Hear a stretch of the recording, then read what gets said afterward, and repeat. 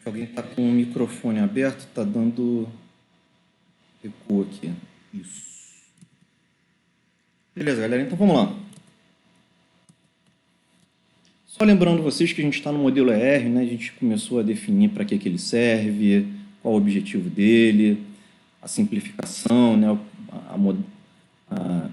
Para que serve cada coisa, que a ideia é a gente fazer representação de conceitos abstratos do domínio em elementos simples que a gente consiga compreender, né? E aí a gente viu as entidades, os relacionamentos, e aí está faltando algumas informações para a gente já conseguir fazer o quê? A modelagem usando o modelo ER. A gente viu lá o relacionamento 1 para 1, 1 para N, N para N, né?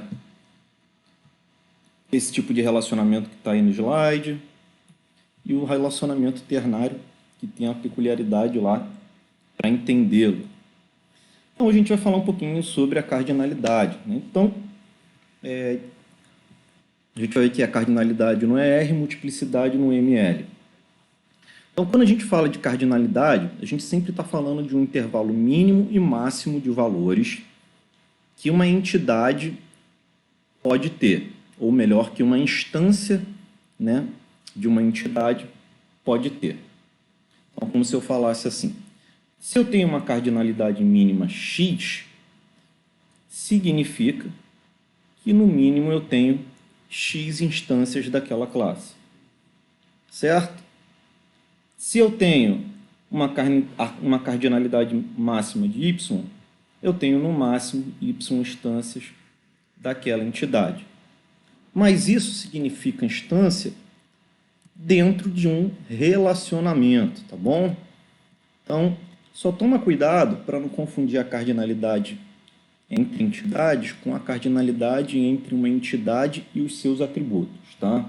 Isso a gente vai falar um pouquinho daqui a pouco. Então, definição: cardinalidade mínima é um número mínimo de ocorrências de entidades que são associadas a uma ocorrência de uma entidade através de um relacionamento. Vamos traduzir isso aqui para ficar mais bonito. A gente pega duas entidades, né? Então, por exemplo,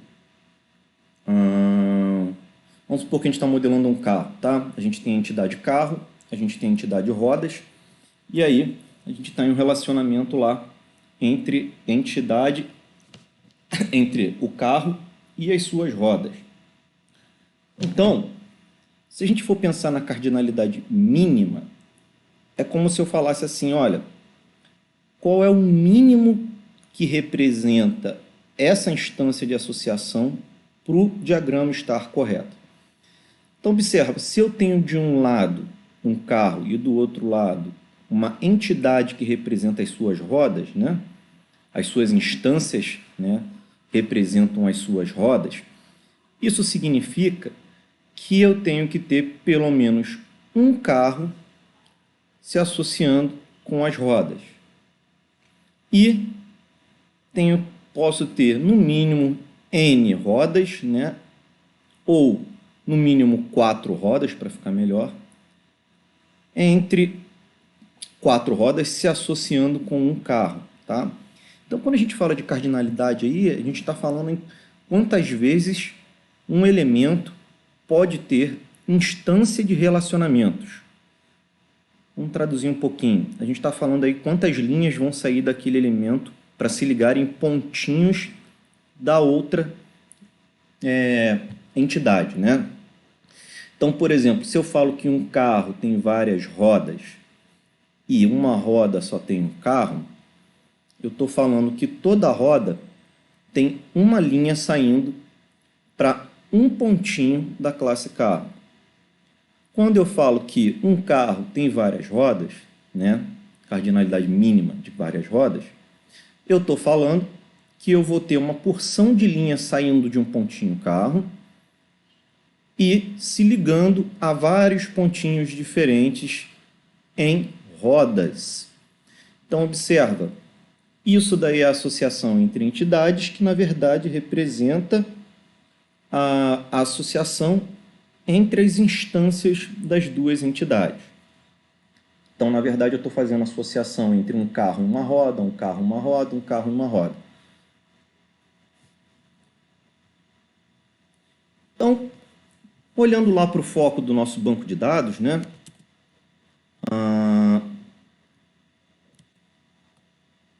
Quando a gente fala de banco de dados relacional, a gente está tentando trabalhar com duas cardinalidades, a mínima e a máxima. Observem que isso daí não significa que é o cenário completo da coisa. Eu posso ter mais associações entre as entidades, mas eu estou colocando uma restrição mínima e máxima. E aí, a gente vai falar de algumas nomenclaturas que costumamos usar quando a gente fala em modelo relacional, ou modelo entidade e relacionamento. Quando a cardinalidade mínima de uma entidade é zero, significa que para existir uma instância daquela entidade, eu não sou obrigado a ter uma associação. É como se eu falasse assim, eu posso ter um pontinho lá no conjunto de instâncias que não tem nenhuma linha ligando ele com instâncias do outro conjunto. Então, a gente fala que é opcional essa instância se associar às instâncias da outra classe. Já quando a gente fala que é associação obrigatória, a gente coloca lá a cardinalidade mínima 1 ou qualquer número, aonde a gente está dizendo o seguinte, olha, toda instância dessa classe depende de ter pelo menos uma associação com instâncias das outras classes. Beleza, pessoal? Então, vamos dar um exemplo. É como se eu falasse que um livro tem várias páginas e uma página tem um livro. Para existir o livro, eu posso não ter páginas, mas para existir a página, eu tenho que ter um livro. Então, o livro é opcional na associação, mas as páginas não são opcionais, elas são obrigatórias. Desculpa, a associação do livro é opcional, mas para as páginas são obrigatórias associações. Deu um trava-língua aqui. Foi tranquilo até aí?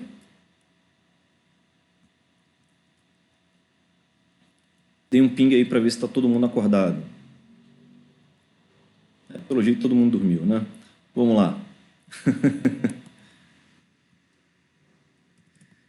Então, olha só. A gente vai olhar lá, empregado e mesa. Esse exemplo aqui está representando que um empregado tem que ter uma mesa e uma mesa pode estar vazia. Vocês conseguem ver isso olhando apenas para o diagrama da esquerda?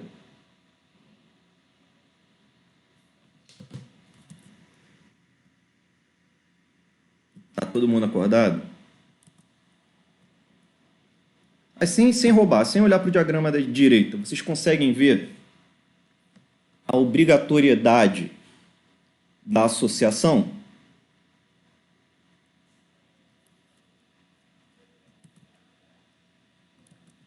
Não conseguem? Deixa eu ver se eu falei ao contrário. De repente eu falei ao contrário e não percebi. Um empregado tem pelo menos uma mesa e no máximo uma mesa. Foi até aí? Uma mesa tem no mínimo um empregado e no máximo um empregado. O que significa esse um aqui, ó, de baixo?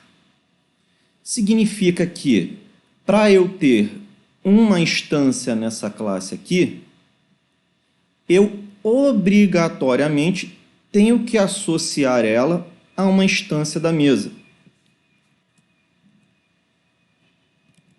Então, nesse caso aqui, a associação é obrigatória, enquanto nesse caso em que uma mesa tem 0 ou vários empregados, a associação não é obrigatória. E aí, por que isso é interessante, gente? Vamos fazer um exercício de criar uma nova mesa e um novo empregado. Vamos supor que a gente está populando esse banco. Quem eu tenho que criar primeiro? O empregado ou a mesa?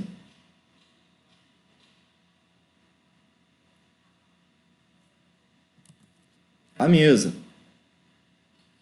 A justificativa disso é que se não existe a mesa para eu alocar o empregado, como é que eu vou criar o empregado? Vocês conseguiram entender?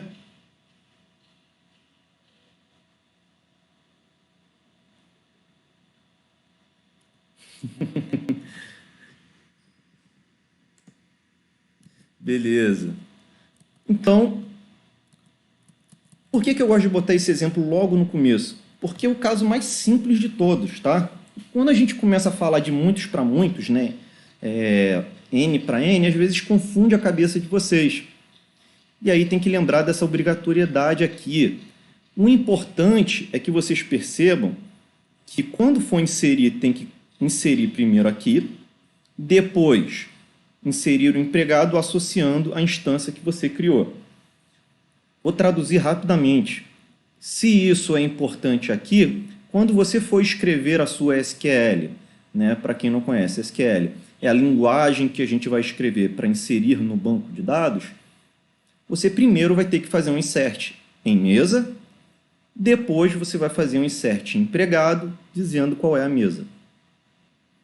E aí, se o seu diagrama é muito grande, essas dicas de obrigatoriedade e não obrigatoriedade dão a cola de por onde você tem que começar a inserir no banco.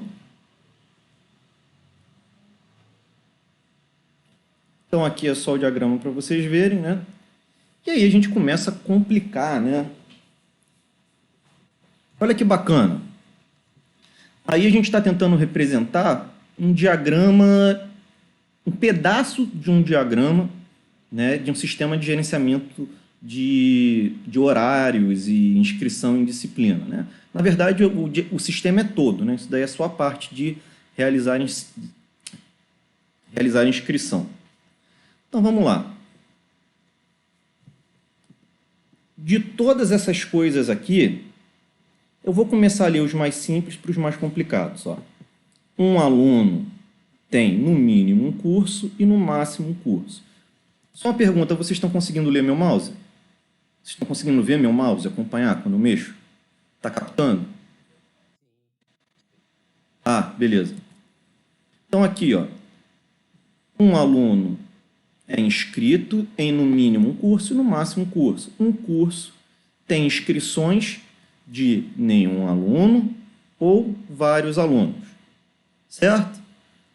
A mesma coisa aqui, ó. Um curso está associado a nenhuma disciplina ou várias disciplinas, assim como uma disciplina está associada a nenhum curso ou vários cursos. Olha que estranho esse relacionamento aqui, ó. Uma disciplina é pré-requisito de nenhuma ou várias disciplinas. Já uma disciplina, né, como é que eu vou falar, né? Aí tem que usar os papéis, né? Liberada por nenhuma disciplina ou várias disciplinas.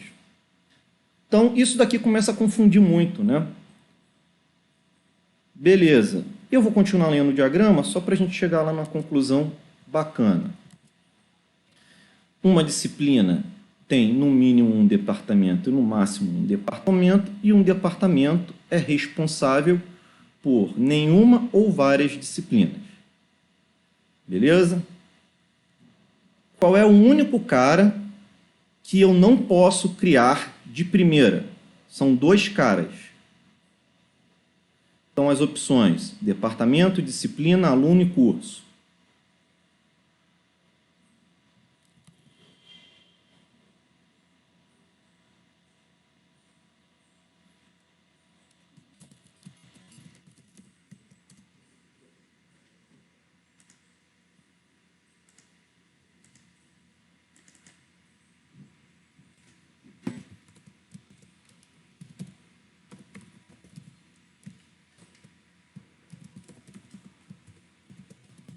Eu ia fazer uma votação aqui, vocês já tenham pelo menos uma resposta, então vamos ver. E aí, como é que a gente faz para descobrir esse tipo de coisa? Né? A sugestão aqui é disciplina e aluno. Mas vamos fazer o passo a passo aqui. Os únicos caras que eu não vou poder criar são os que têm associações obrigatórias. Então, ó, 0 e 0, 0 e 0. Não tem obrigatoriedade, né? Então, disciplina pode ser criada. Certo? 0 no mínimo N, 0 no mínimo e máximo. Então, aqui, ó, eu não tenho nenhuma obrigatoriedade, não preciso prender nem a disciplina ao curso, nem o curso à disciplina. Agora aqui, ó, uma disciplina tem no mínimo um departamento e um departamento não tem disciplina, mas no máximo tem N disciplinas. Posso criar um departamento sem disciplina? Posso. Posso criar disciplina sem departamento? Não posso. Então, nesse caso, eu não conseguiria adicionar uma disciplina e depois fazer as suas associações. Posso criar o departamento? Posso, porque a única associação que ele tem, né, o único relacionamento, é opcional. Vamos olhar para curso aqui.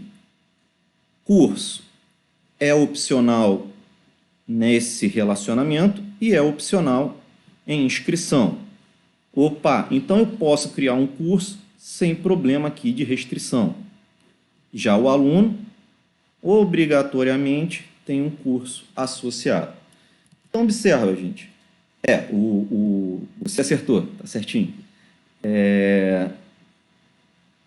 O que o colega de vocês fez na prática foi um exercício mental de procurar quem é obrigatório no diagrama. E eu estou fazendo esse exercício agora no começo, por mais estranho que seja, né? Pô, o cara já está falando de criar instância dentro do banco. É para vocês perceberem o quanto o 0 e o 1 são importantes no diagrama, tá? Os zeros e os uns vão, por exemplo, determinar quais são as tabelas que você tem que criar primeiro no seu script. Então, as únicas tabelas que eu não posso criar primeiro são disciplina e aluno. E aí depois tem outros macetes para você escolher. A gente sempre vai do mais simples para o mais complicado. Então, eu, por exemplo, começaria por departamento. Departamento, curso, disciplina, aí sim, aluno. Ou departamento, curso, aluno e disciplina também, tanto faz. Então, vamos lá. Vamos adicionar mais coisa nesse diagrama. Atributo é uma informação que é associada à ocorrência de uma entidade ou de um relacionamento.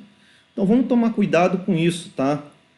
Atributo pode estar associado à entidade ou a relacionamento. Então, para quem já sabe o que isso daí vai virar lá na frente, atributo não é uma coluna na tabela.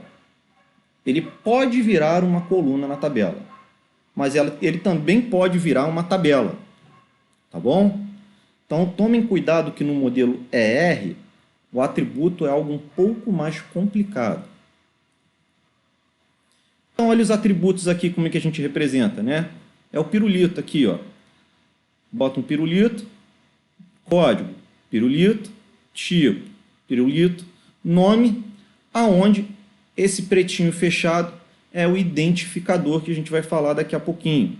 Mas é como se eu falasse que cada projeto só é diferenciado pelo banco pelo nome.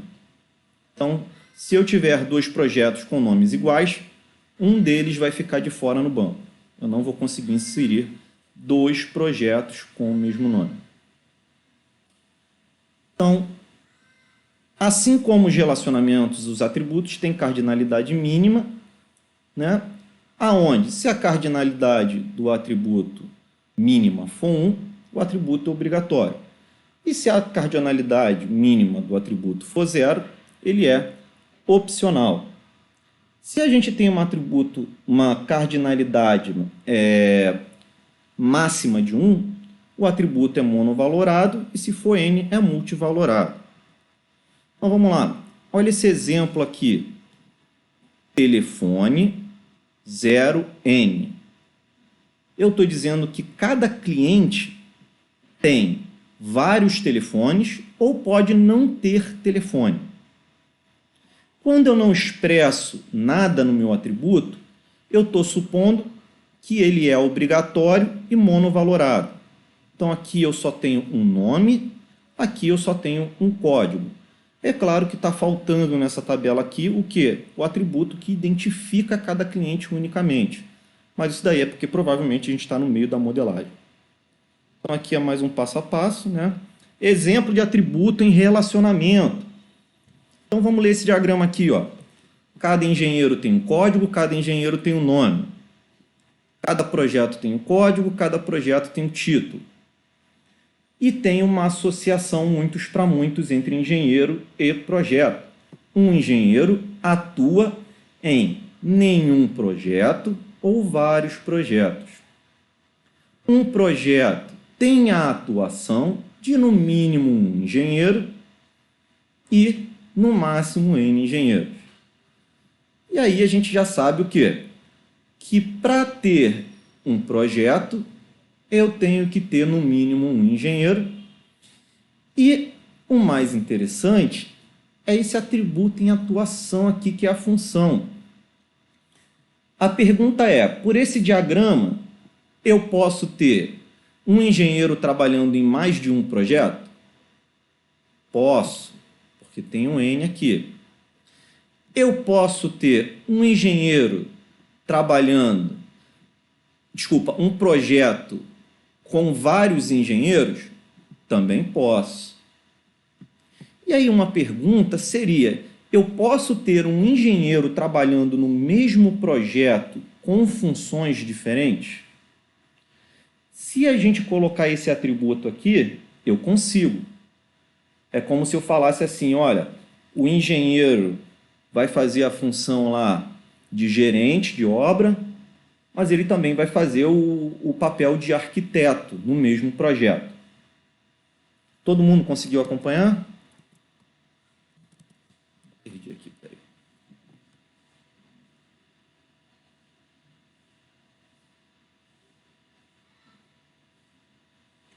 Esperando você perguntar, tá? Por isso que eu parei aqui, tem um colega de vocês escrevendo. Deve ser pertinente a dúvida, né, do Leandro. Isso não poderia ser representado por um atributo, por uma associação ternária? Ternária não. Não. Poderia ser duas binárias. É lá na frente que a gente fala que isso daí, quando é muitos para muitos, vira um para muitos. Só para não confundir. Né? Vou tentar explicar para vocês que talvez vocês não tenham lido. O colega de vocês perguntou, isso não poderia ser representado por uma associação ternária? Não, porque são só duas entidades, tá? Então, se tivesse, por exemplo, local de atuação, aí tudo bem. Aí a gente faria mais uma caixinha, né? Teria o projeto, a atuação, teria o engenheiro, o projeto e o local. Aí sim eu colocaria uma associação ternária. O que você está falando é que eu posso transformar o relacionamento atuação em uma tabela, né? Em uma entidade.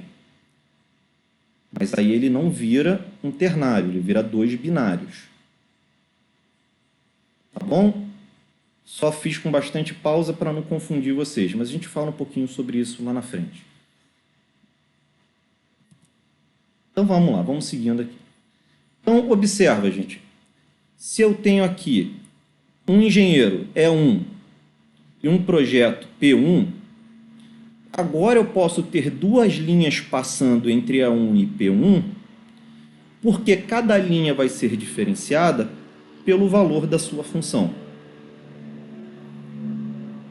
Beleza, pessoal? Ah, Duarte, mas não está pintado ali. Sim, é porque eu ainda não falei de atributo identificador, tá? Ainda vou definir atributo identificador. Na verdade, a função teria que estar pintadinho aqui para poder fazer isso. Mas como eu não coloquei atributo identificador em nenhum deles, né, não tem problema.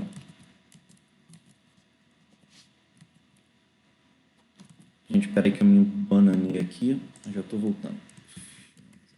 A tela aberta. Olha só que bacana esse aqui. Né?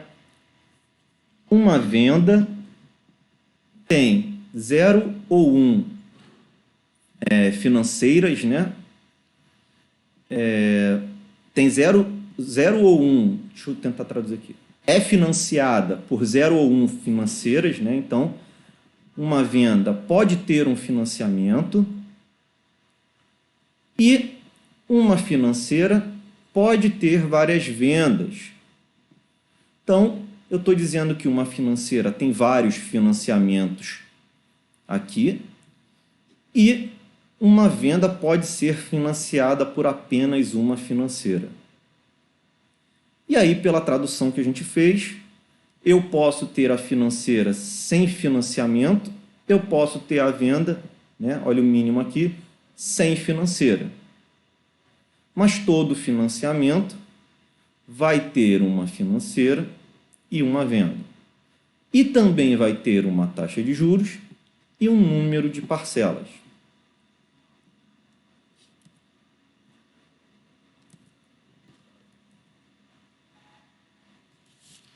Opa, perdão. Então vamos lá, conceito a definir. Vamos complicar um pouquinho mais, né? Em BD a gente vai complicando devagarzinho, mas vira a bola de neve. Identificador de entidade. Observem, é um conjunto de propriedades, porque o identificador de entidade, ele não é uma chave, tá? Eles são atributos e relacionamentos da entidade. Quando você fala que é uma chave, você já está fazendo o projeto lógico lá na frente, mas você ainda nem fez o projeto lógico para saber se é uma chave. E isso é uma confusão comum. Ah, Duarte, mas para que serve isso? Serve quando a gente for fazer a normalização, porque a normalização vai garantir a gente que a gente retire várias inconsistências do banco, tá? Por exemplo, caraca, deu branco agora. Repetição. Eu não vou falar atributo opcional, porque atributo opcional é algo a se discutir. Inconsistências, né?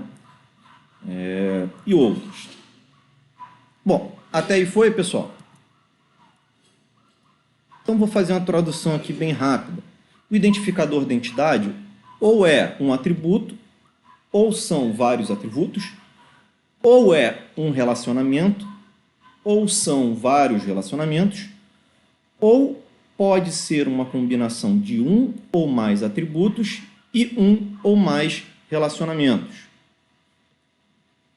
Então vamos lá, ó. Uma pessoa identificada por um código, um nome e um endereço.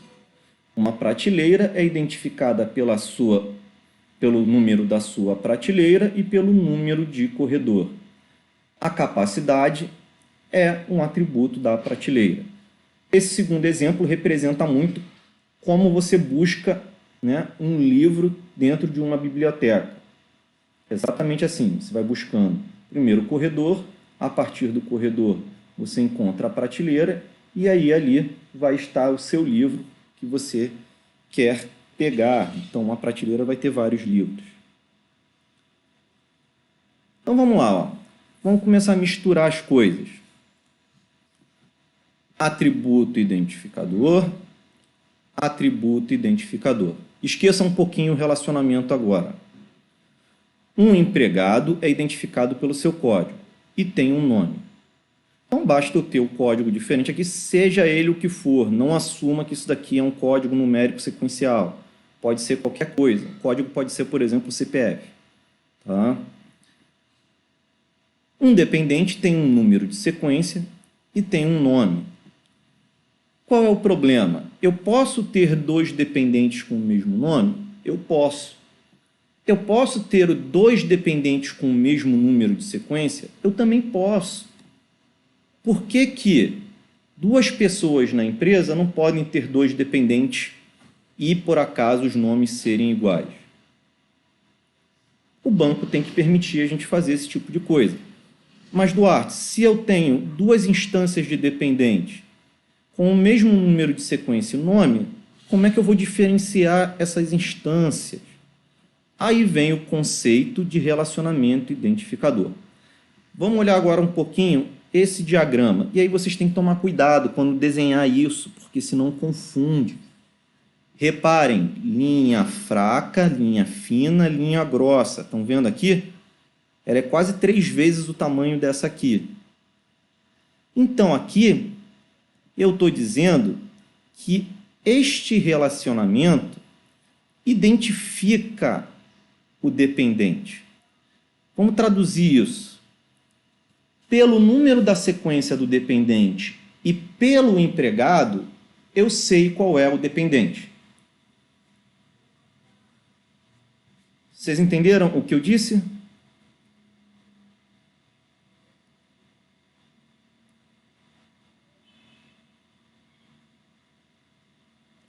Então, vamos lá. Se eu pego um dependente, vamos falar lá que no meu banco tem assim, tem 2 João, tá bom? Com o mesmo número de sequência. João 1. E aí eu tenho um outro cara, João 1. Como é que eu vou diferenciar que eles são dependentes diferentes? Lembra que a gente não pode ter linha repetida. A gente vai diferenciar ele identificando ele a partir de qual empregado que ele é dependente.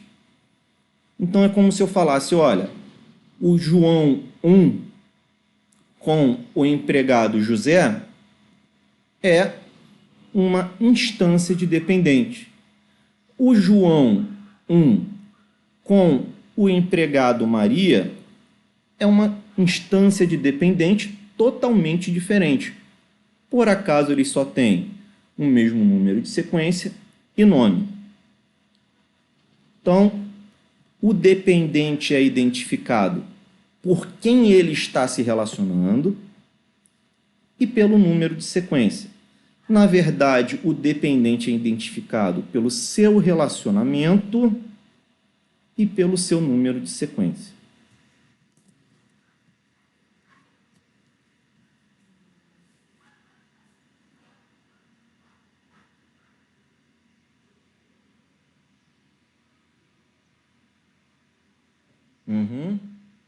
Estou escutando, tá? Estou olhando aqui. O colega de vocês perguntou assim, digamos que 2 empregados são casados e têm o mesmo dependente.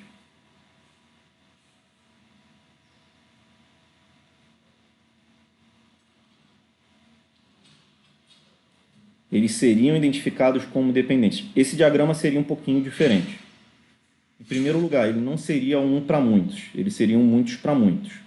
Tá? E o fato dele ser muitos para muitos já complica muito mais. Provavelmente você teria que colocar um atributo identificador no relacionamento. Foi, Leandro? Então, só vou repetir a pergunta dele, que foi legal, né? A gente adiantou. Daqui a pouco eu acho que tem um exemplo sobre isso. Imagina que eu tenho 2 empregados que têm o mesmo dependente. Aí ele me perguntou como ficaria isso, né, se os empregados fossem casados.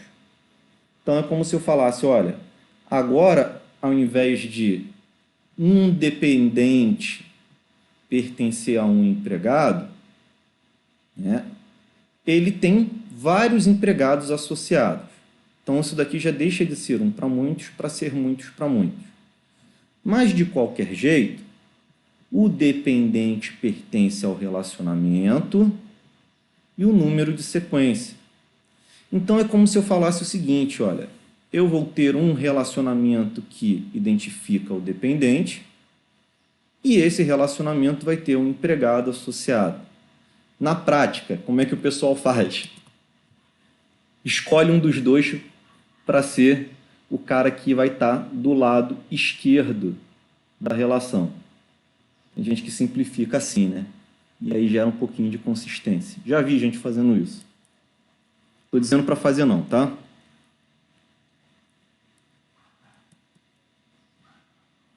E aí, gente, a gente chama de entidade fraca porque ela depende de algo externo a ela para identificar a sua instância, tá bom? Então, toda vez que a gente tiver aqui, ó, a linha grossa do lado de uma entidade, ela é fraca. Aí você já vai olhar e falar assim, esse cara aqui é um atributo identificador desse cara. Opa, então para eu criar um dependente, eu tenho que ter um empregado. Se tivesse um zero aqui, o diagrama estava errado. Todo mundo conseguiu ver?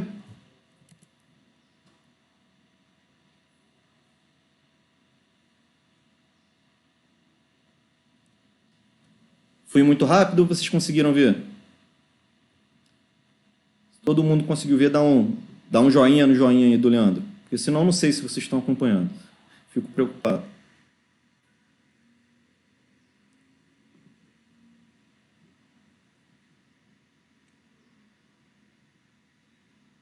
Bom, tem 4 pessoas. Espero que o resto esteja acompanhando também. Então, não sei se vocês viram, mas os elementos que você vai usando no seu diagrama te ajudam a ver se o diagrama que você escreveu faz sentido. Tá bom? Então tem que tomar cuidado com isso. Só esperar tem um colega de vocês escrevendo, não, Marcos? Vamos ver se é alguma dúvida. Ah, não, tudo bem, Marcos. Não, eu só queria saber se vocês estavam meio perdidos ou não, mas ok, sem problema.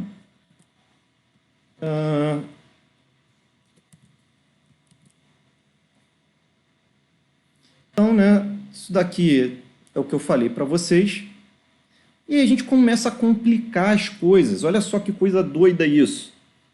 Mas isso é uma coisa que quando o pessoal vai modelar, se não souber o que é um relacionamento fraco, nossa, as pessoas colocam ciclo no banco, criam complicação, inventam chave para facilitar. Aí o cara inventa uma chave que tem que inserir em 2 tabelas para ter consistência. Então, assim, vamos ler de cima para baixo primeiro, porque olhando bem rápido, vocês já percebem que são 2 relacionamentos, um para muitos, né, de cima para baixo. Um grupo para várias empresas e uma empresa para várias filiais. Então, eu vou ler de cima para baixo só para não complicar. Eu tenho um grupo, ele é identificado por um código. Eu tenho uma empresa, ela é identificada pelo número da empresa e pelo grupo. Agora, um grupo pode existir sem empresas e tem, no máximo, N empresas. Uma empresa obrigatoriamente tem um grupo e, no máximo, um grupo.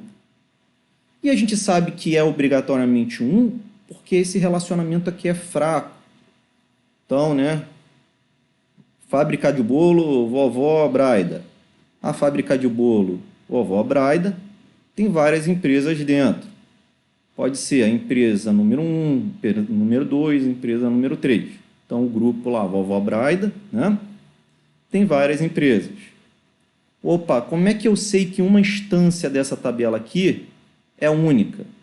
Eu vou pegar o grupo e vou pegar o número da empresa. Ah, essa é a empresa 3 e o grupo vovó Braida.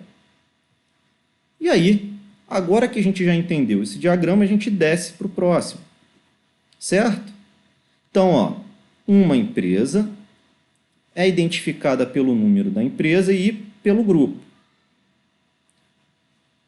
Uma filial é identificada pelo número da filial e pela empresa. Preciso colocar uma associação entre filial e grupo? Eu não preciso. Isso já é transitivo, né? Se esse identifica esse e esse identifica esse, logo, para eu identificar qual é a filial, eu tenho que saber qual é a empresa, o número da empresa e o grupo ao qual a filial pertence. Foi até aí, pessoal? Não, esse negócio de comer bolo do vovó do Braida não tem. Nunca fiz, não. Vocês são muito bobo, cara. Gostou da fábrica do bolo da vovó Braida? É confuso, sim, mas aí vocês têm que tomar cuidado, porque quando o banco está sendo representado assim, tem que ter malandragem na hora de ler, tá, gente? Porque senão complica muito. Aí o pessoal, para não fazer isso, junta tudo numa tabela. O que vai acontecer? Vai ter linha repetida, vai ter redundância, eu não vou conseguir garantir unicidade da chave e coisas do gênero. Beleza? O desenho aí representa muita coisa complicada que talvez, se você não for entender o que é uma associação, desculpa, um relacionamento identificador, você não consiga representar. Vamos lá, vamos ler de novo, sem problema.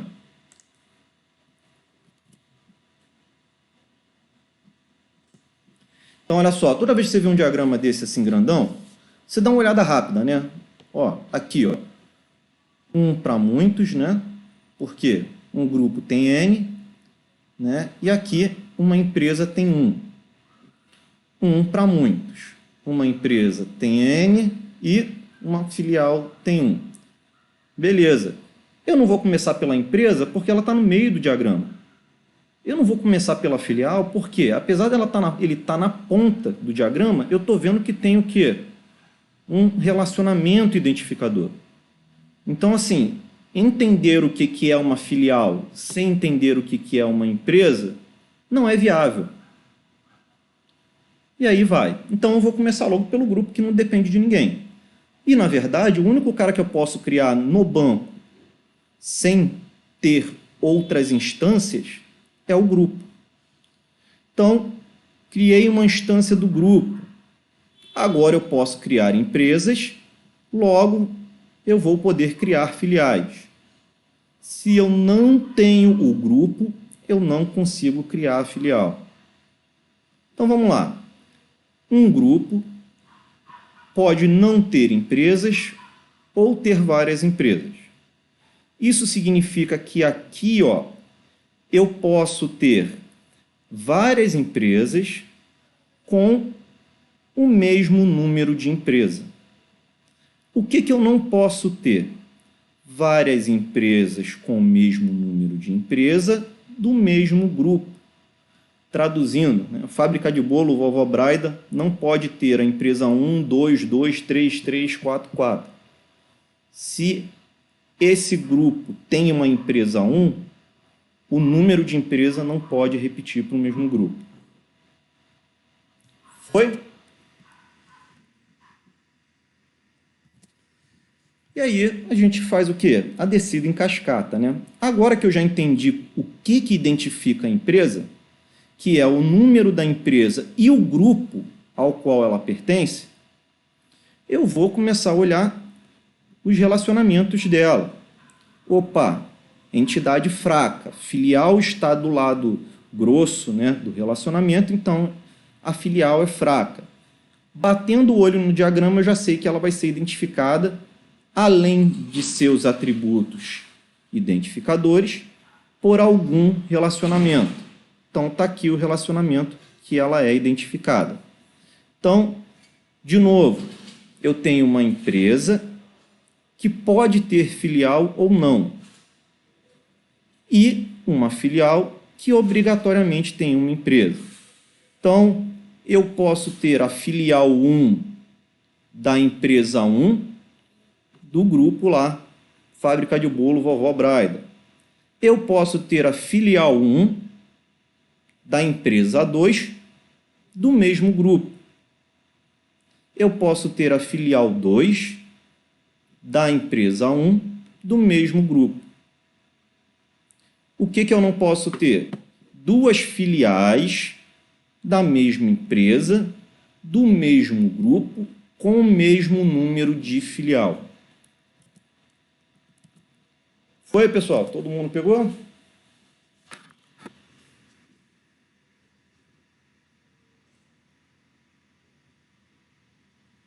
Bacana. Oi? Só uma dúvida rápida. Quando a gente vê o filial para empresa, a gente vê que é uma filial para uma empresa, porque ali em cima a empresa está tipo Isso. são os dois uns que representam essa unidade, ou tipo é um da esquerda ou um da direita? É sempre esquerda e direita, tá? Esquerda é mínimo, direita é máximo. Uma coisa importante, todos esses diagramas que a gente desenha, a gente sempre coloca os números de forma horizontal, para a gente saber o que é mínimo e máximo, tá? Se você por acaso botou um diagrama aqui para o lado, você vai colocar a representação assim, esquerda mínimo, direita máximo. Um aqui está dizendo que obrigatoriamente ele tem que ter uma empresa e no máximo vai ter uma empresa. Então, a empresa é a única para cada filial. Eu não tenho a mesma filial com duas empresas diferentes por conta do número à direita. E eu sou obrigado a ter uma empresa para cada filial, no mínimo, né? No mínimo, uma empresa para uma filial, porque esse númerozinho aqui é 1. Foi?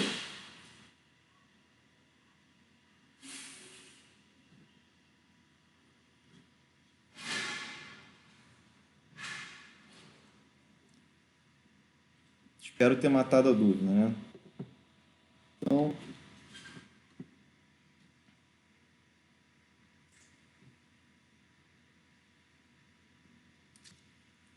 e aí, a gente falou que consegue identificar unicamente entidades por atributo, entidades por relacionamento. Falta dizer que um relacionamento também pode ser identificado. E aí, a gente costuma falar que isso daí é para a gente ter o quê? O famoso histórico. Sem identificar o relacionamento, você não consegue ter histórico, tá?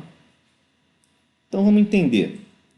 Um engenheiro está alocado em vários projetos, tá bom? Um projeto tem a alocação de vários engenheiros. Mas observa, se eu tiver um engenheiro aqui com duas alocações no mesmo projeto, eu não consigo diferenciar qual é a alocação. Vamos supor que ele estava trabalhando no projeto e aí ele teve que substituir alguém em outro projeto. Aí ele voltou para o mesmo projeto depois. E aí, como é que eu represento isso no banco? Eu não consigo, né? Porque eu vou ter engenheiro 1, projeto 1. Associei.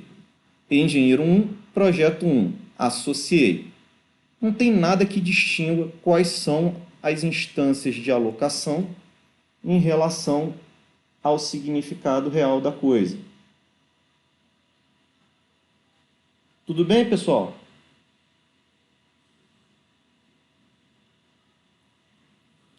Então, ó, olha, daqui a pouquinho eu vou mostrar o do engenheiro e projeto, tá? Olha esse exemplo aqui, ó. Um paciente tem no mínimo um médico e várias consultas. Um médico pode ou não ter vários pacientes. Pode não ter paciente, então consigo ter médico sem paciente, ou ele pode ter vários pacientes. Isso se deve ao relacionamento consulta. Se eu não tivesse esse data-hora aqui, eu não poderia me consultar com o mesmo médico em dias e horários diferentes. Então, vamos ler isso daqui, ó. Uma consulta entre o médico 1 e o paciente 2 foi feita ontem, meio-dia. Uma consulta entre o médico 1 e o paciente 2 foi feita hoje, 2 horas da tarde. Uma consulta entre o médico 2 e o paciente 1 foi feita hoje, meio-dia. E aí vai. Aí a gente faz o famoso muitos para muitos de qualquer jeito. Duarte, se eu tirar o data hora, o que acontece? Um médico vai ter o paciente 1, né? Médico 1, paciente 1, mas na hora de eu representar a segunda consulta, eu não consigo diferenciar. E aí, se eu não consigo diferenciar, eu estou dizendo que, por mais que um médico tenha vários pacientes e um paciente tenha vários médicos, eu não posso fazer duas consultas diferentes com o mesmo médico. Então, é para isso que a gente colocou o data-hora como um atributo identificador. Vocês conseguiram entender?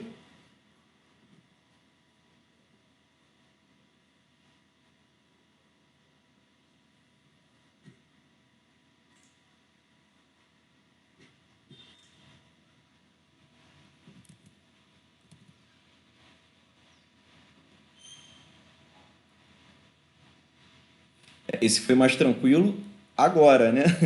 Vamos começar a misturar as coisas daqui a pouco.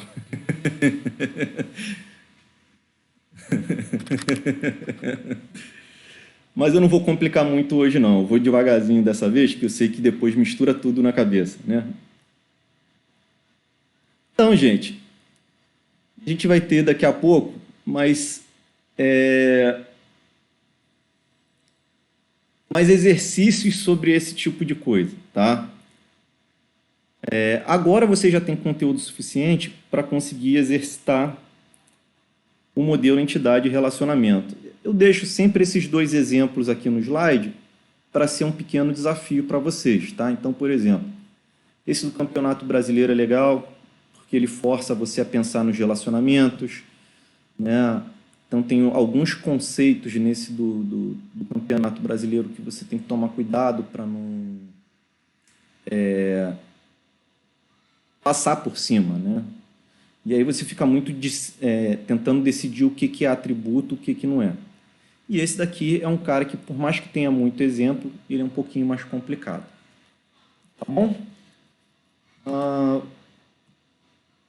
Eu vou colocar já o vídeo da aula de hoje lá no YouTube, vou colocar agora para não esquecer, e vou colocar os slides que eu realmente esqueci também, tá? Sei que tem um colega de vocês que está me pedindo todo dia o slide e eu esqueço de colocar. Então, eu vou colocar esses slides dessas aulas lá. E se eu parar de me enrolar, eu consigo gravar os videozinhos separados de cada assunto e vou adiantando a matéria para vocês, tá bom? Estou tentando, mas ainda está meio enrolado para mim. Mas eu acho que essa semana dá para fazer uma maratona. Até quando você quiser. Eu não vou cobrar isso não, tá? Na próxima aula eu vou continuar com o modelo ER. Aí tem outros exercícios. A ideia é que você faça para trazer as dúvidas, tá bom, Marcos?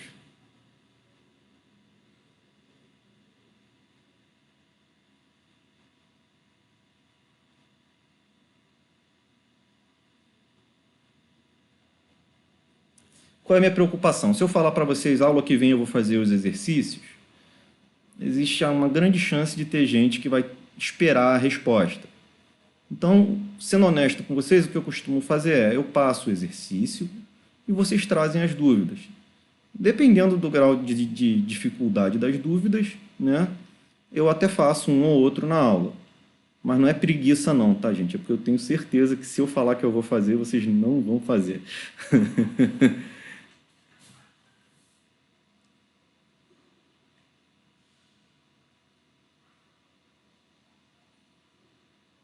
Deixa eu parar a gravação aqui.